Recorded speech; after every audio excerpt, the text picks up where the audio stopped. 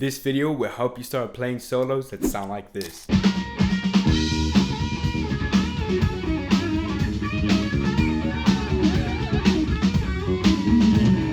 This will be done by simply learning one scale.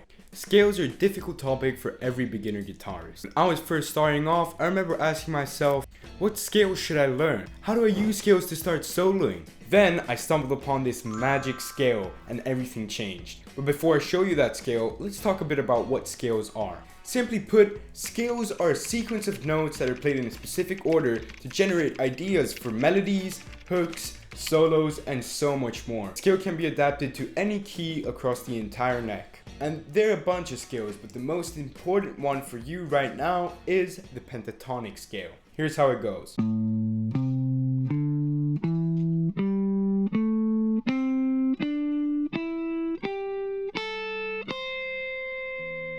It is important that you have muscle memory for this scale and know how it sounds. Go back and try playing the scale whilst singing the notes. That would sound something like this. Ba, ba, ba, ba, ba, ba, ba. Sing the notes and understand what notes are actually a part of the scale. Try and memorize these notes so it really sticks with you. Once you've become a bit more comfortable with playing the pentatonic scale, you can actually start moving it around the neck and playing it in different keys. So right now we're playing the A minor pentatonic. We can tell that this was the A minor pentatonic by the first note that I played, which was an A. In every single pentatonic scale that you start on the E string, the first note of the scale will be the one that it's named after.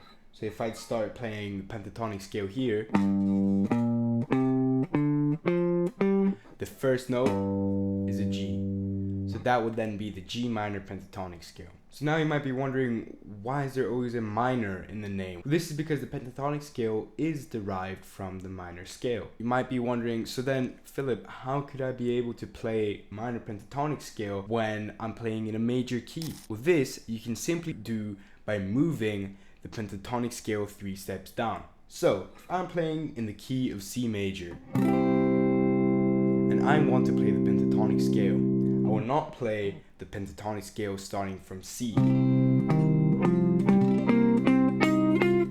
It will not sound good. What you will do is you're going to move it down 3 half steps. Simply move it down 1, 2, 3. So you get to the A. And we're back to the A minor pentatonic. Now you play the A minor pentatonic for the C major scale. So, and the A minor pentatonic will have all the notes that the C major chord does. Now this can be used for any example across the entire neck. So if I'm playing in A major, then instead of playing the A minor pentatonic, I'd move it down 3 steps, 1, 2, 3, and then I'd play the F sharp minor pentatonic. And that will have all the notes that the A major does. So now that you've learned the basics of moving the scale depending on whether it's a major or minor key, let's talk a bit about string changing. So if you don't want to start the pentatonic scale from the lower E string, you can start it from the A string. If it gets a bit too high, if you're on the 12th fret,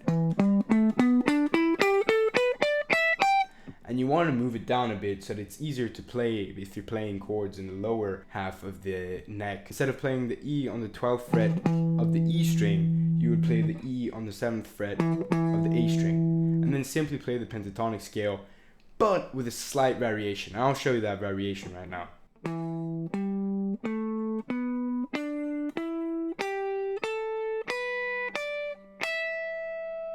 The same thing applies here with the major and the minor keys. If I'm playing in F major, I would move 3 steps down, 1, 2, 3, and I'd be playing a D minor pentatonic scale. And now that you know that, you can freely play the pentatonic scale throughout the entire neck. And you don't have to play too low because you can find the octave on the A string, and you don't have to play too high on the lower E string because again, you can move down and find the same starting note on the A string. So this scale is the one scale that you will really need to learn. If you're not familiarized with the scale by now, by the end of the video, go back, replay it, and really practice the scale. And some common mistakes that I also indulged in was that I continued only playing this scale for a very long period of time, and this, stopped me from progressing the amount that I should have.